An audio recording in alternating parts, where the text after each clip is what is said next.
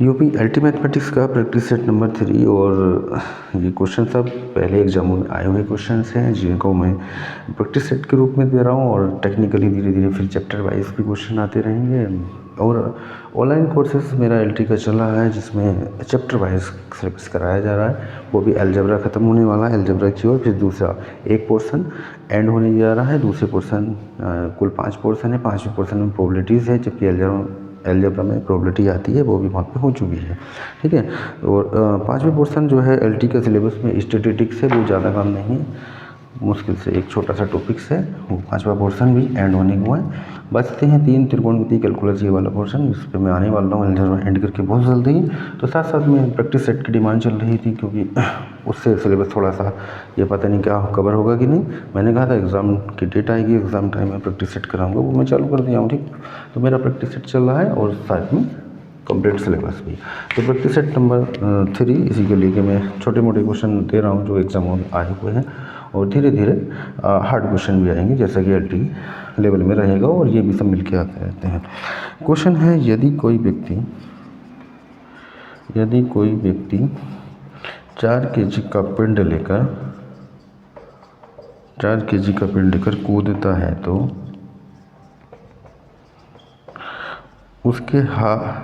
उसके हाथ पर पिंड का दाव होगा। तो उसके हाथ पर पिंड का दाव कितना होगा? कितना होगा? आंसर 0। ये टीजीटी 2001 का क्वेश्चन है, यूपी टीजीटी।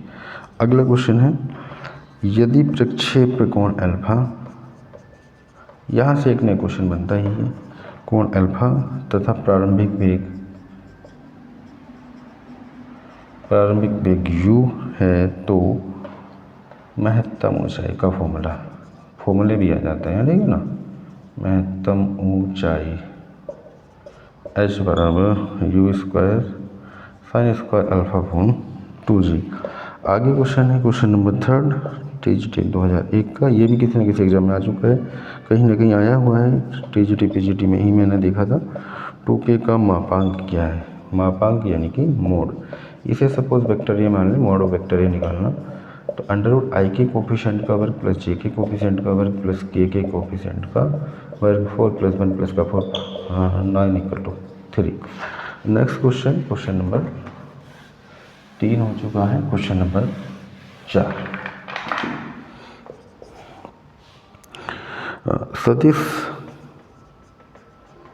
सदिश राशि के कैप क्या कहलाता है? टीजीटी 2001। ठीक है। सो आंसर था इसका, ऑप्शन था z-अक्ष की दिशा में एकांक सदिश। ठीक है। जेड के कैप को क्या कहते हैं? z-अक्ष की दिशा में एकांक सदिश। इसी प्रकार जे कैप y-अक्ष की दिशा में एकांक सदिश एंड आई कैप x-अक्ष की दिशा में एकांक सदिश।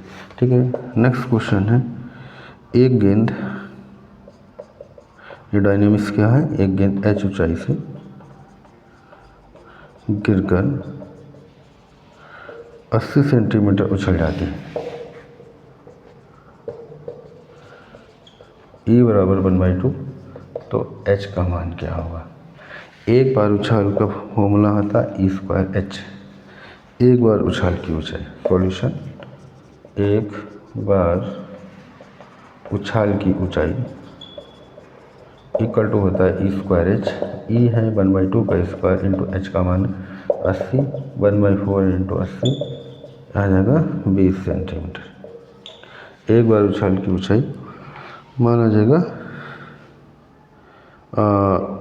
एक गेंद h ऊंचाई से गिरकर 80 सेंटीमीटर उछलता है, सॉरी उल्टा हो गया, h का मान निकालना था। h एक बार उछाल में कितना है? 80 सेंटीमीटर गिरता है, तो 80 बराबर 1/2 का स्क्वायर इंटू h निकालना। 80 बराबर 1/4 इंटू h, तो 80 गुणा 4h 8 × 32 320, h का मान आ गया 320 सेंटीमीटर।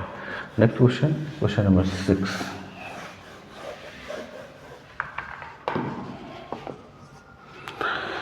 ए दिया है वेक्टर ए बराबर 2i + 2i plus 2j plus का 3k एंड b बराबर 3i minus 2k। Find a dot b find करना 2i प्लस 2j प्लस का 3k डॉट 3i माइनस का 2k।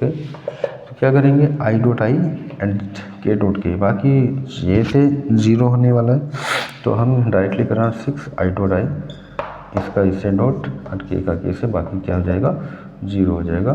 2 3 6 minus 6 k dot k, ये भी 6 इंटू 1 माइनस का 6 into 1 6 minus 6 equal to 0। ठीक है, next question number 7। Question number 7 है vector a equal to 3i minus का 2j, b बराबर 2i माइनस लैम्डा j। ये सब क्वेश्चन अभी TGT 2001 वाले ही चल रहे हैं भाई, बीच बीच में अगर मैंने सन नहीं लिख रहा हूँ तो 2001 वाले ही यदि लंब है परपेंडिकुलर है तो लैम्डा का मान ज्ञात करेंगे। यदि लंब है तो a dot B equal to होगा 0, यानी कि 3i माइनस का 2j dot 2i minus lambda j equal to 0।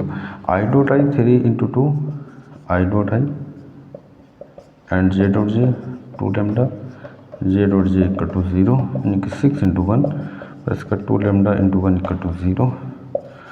2 lambda minus 6 lambda equal to minus का 6/2 इक्वल टू माइनस का 3। Next question number 8।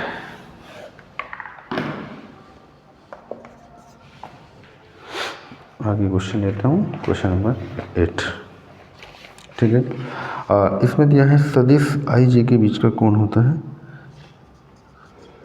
सदिश आई कैप तथा जे कैप के बीच का कोण होता है। कितना कोण होता है, ये आई कैप होगा, ये जे कैप, कितना होता है 90 डिग्री। ठीक है, next question mod of equal to 1 mod of b equal to 1, a और बीच का कोण थीटा है तो ए डॉट बी क्या होगा। वेक्टर ए तथा वेक्टर बी के बीच का कोण थीटा है तो ए डॉट बी बराबर क्या। फॉर्मूला है vector A dot B equal to A B cos theta. A होता है वेक्टर ए का मोड, बी होता है वेक्टर ए बी का मोड, कॉस थीटा ये 1 है, 1 into cos theta, then A dot B equal to cos theta. Next question number 10।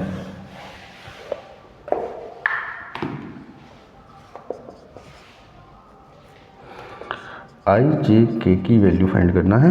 2001 का ही है, TGT 2001, और ये एक दो बार और मैंने कहीं देखा है, शायद 2005 में भी आया है ये।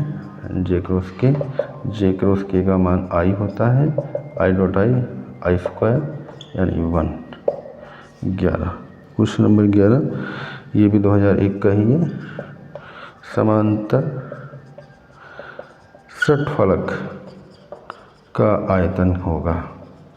वेक्टर में है volume of A B C का volume A dot B cross C. आयतन क्या होता है, volume of A B C. Question number 12, यदि किसी तल की अभिलंब प्रतिक्रिया R बराबर 10 इकाई है, घर्षण बल म्यू आर बराबर 5, तो घर्षण गुणांक म्यू फाइंड करना। आर का मान रख देंगे 10, तो म्यू बराबर हो जाएगा 5/10, 1/2।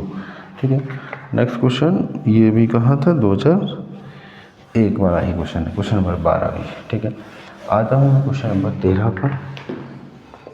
2001 का सेट आपको देख के लगेगा कि क्या था और आज क्या आते हैं, कोई नहीं, हल्के भारी सभी कराए जाएंगे।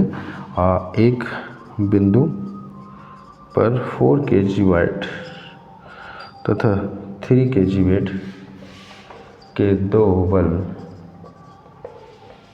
लंबवत लगे हैं तो उनका परिणामी बल होगा, उनका रिजल्टेंट परिणामी बल होगा। ऐसे हो सकते हैं, एक 3 kg वेट, एक है 4 kg वेट। रिजल्टेंट फाइंड करना है, एक को P मान लेंगे, इसको Q मान लेंगे।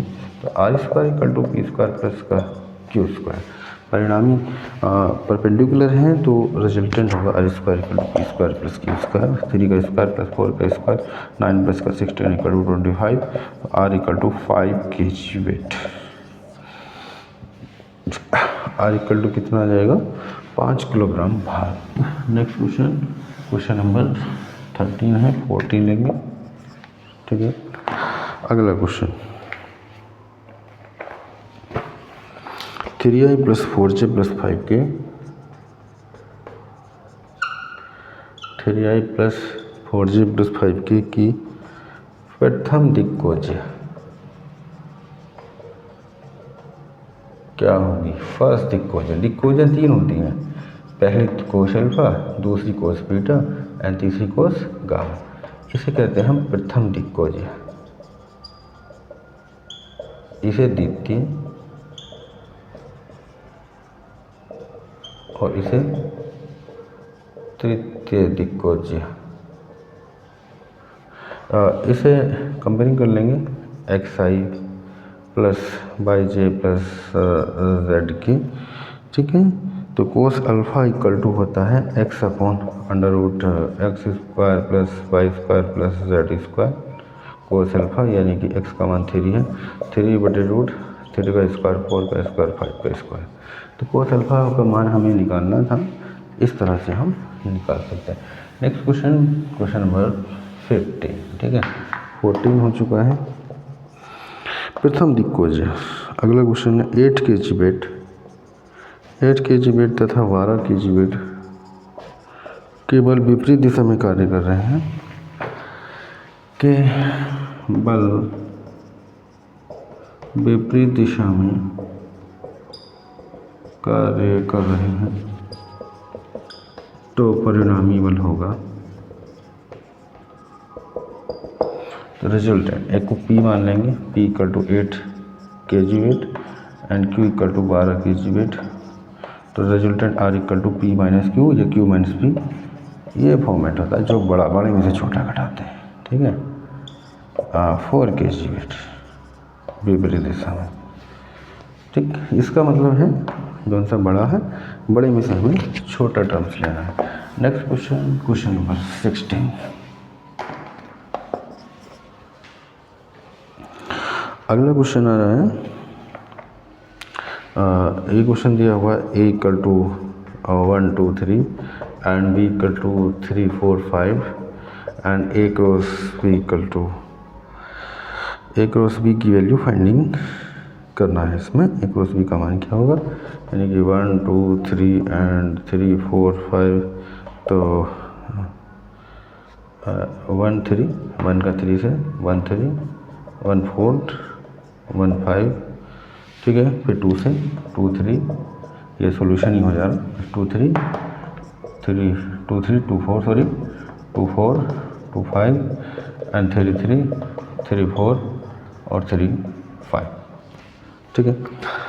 अगला क्वेश्चन है question number 17। Question number 17 number है f of x equal to 3x, g of x equal to x square plus का 3, f o g of x की वैल्यू फाइंड करनी है, ठीक है। तो f o g of x को लिख सकते हैं f of g of x। तो f of g of x यानी एक्स स्क्वायर प्लस 3। चूँकि एफ ऑफ x था हमारे पास 3x, तो f of x square plus 3 क्या हो जाएगा, 3 इंटू एक्स स्क्वायर प्लस 3। तो ये हो जाएगा 3 एक्स स्क्वायर प्लस 3 यानी कि 3 x square plus 9 f of g x, 3 x square plus 9। अगर क्वेश्चन कह दे एफ ओ जी 1 की वैल्यू फाइंड करनी, तो x की जगह 1 रख देना है। तो 3 इंटू 1 प्लस का 9 यानी कि 3 प्लस का 9 इक्वल टू 12, ठीक है। बस इतना सा ध्यान देना, पूछा क्या है, कंडीशन क्या कह रहा है, ठीक। Next question number 18। सबसे छोटी अभाज्य संख्या,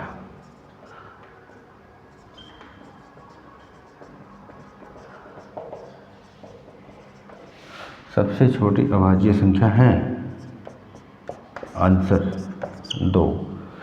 और एक और क्वेश्चन इसी पे बन जाता है, समअभाज्य संख्या, समअभाज्य संख्या है, ये भी यही है। ठीक है, नंबर 2 क्या है, वो सम भी है और सबसे छोटी अभाज्य संख्या भी है, यानी कि सबसे छोटी अभाज्य संख्या वो 2 ही होती है। अभाज्य संख्याएं वो होती हैं जो 1 से कटती हैं, जो खुद से कटती हैं। 1 को हम अभाज्य नहीं कह सकते हैं, 1 अभाज्य संख्या नहीं है। ठीक है ना, तो बहुत लोग 1 से स्टार्टिंग कर देते हैं, यार 1 है और अभाज्य है, ऐसा नहीं है। ठीक है, तो इस पॉइंट पे ध्यान रखेंगे, कभी कभी इंटरव्यूज़ में भी आ जाता है और वैसे भी जो सही है तो सही के साथ चलेंगे। नेक्स्ट क्वेश्चन 20, ये है 2, 6, 10, 86 का अंत से 15वां पद ज्ञात करो। ठीक है, 15वां पद ज्ञात करना। ये ए पी नज़र आ रहा, ए बराबर 2 और डी बराबर 4 और last term l equal to 86, तो l equal to a plus n minus 1 into d. पहले पदों की संख्या निकाल लेंगे। 86 2 प्लस एन माइनस 1, डी का मान 4, 86 minus 2 equal to n minus 1 into 4, 84 equal to 84/4 equal to n minus 1, 21 n minus 1, n बराबर 22। पदों की संख्या कितनी आ गई, 22 आ गई। अंत से एन बाबत, अंत से एन बाबत l minus n minus 1 into d, तो लेना अंत से 15वां पद l minus 15 minus 1 into d, तो एल का मान कितना है 86 माइनस 14 डी, 86 माइनस का 14 इंटू 86 माइनस का 14 एंड डी का मान है 4। ठीक है, इसको थोड़ा सा सोल्व कर लेंगे और आपका आंसर निकल जाएगा। 14 चौका 56 होता है, 86 माइनस 56 30, अंत से 15वां पद आ जाएगा। नेक्स्ट क्वेश्चन की ओर मैं पढ़ रहा हूँ। क्वेश्चन नंबर है हमारा 21।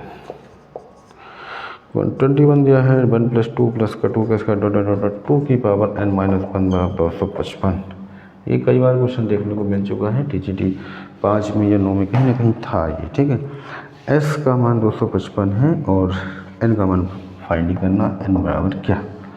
ठीक है, तो ये देखने में कैसा लग रहा है, जीपी का क्वेश्चन, सॉरी एपी नहीं जीपी का क्वेश्चन है। जीपी के पदों का योग दे रखा, उसका जो सम है वो इतना दिया है और अंतिम पद l इक्वल टू 2 की पावर n माइनस 1 दे रखा है।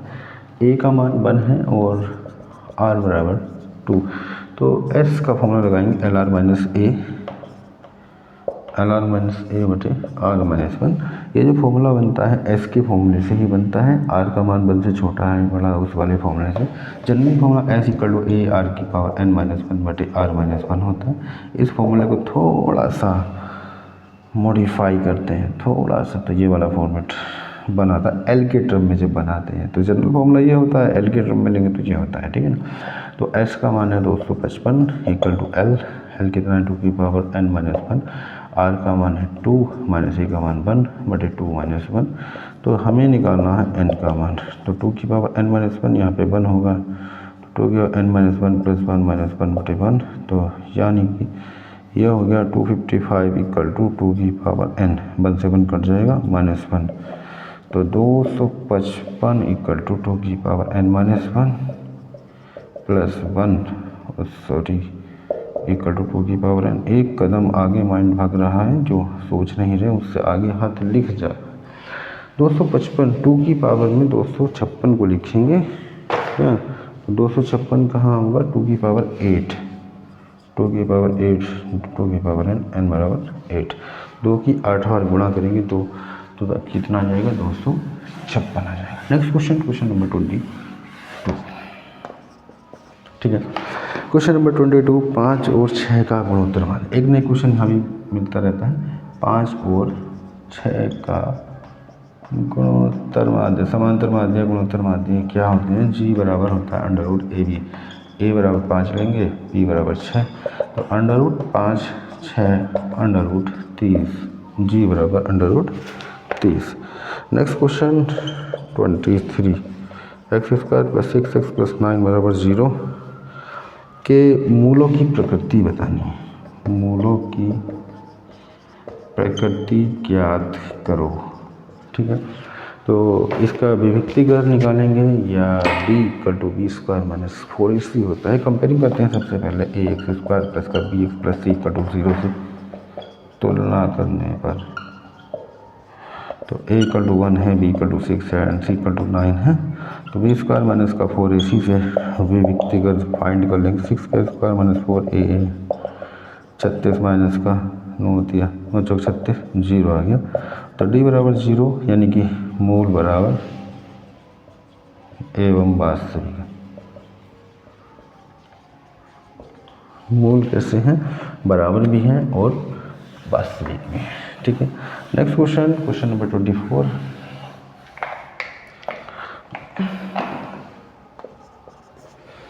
क्वेश्चन नंबर 24 है हमारा संडे शब्द के SUNDAY शब्द के सभी अक्षरों को साथ में लेकर कुल कितने शब्द बनाए जा सकते हैं। ठीक है, SUNDAY कितने हैं, 6। सब डिफरेंट है, अलग अलग है। n बराबर 6 और r भी 6 होगा। NPR शब्दों की संख्या, बने शब्दों की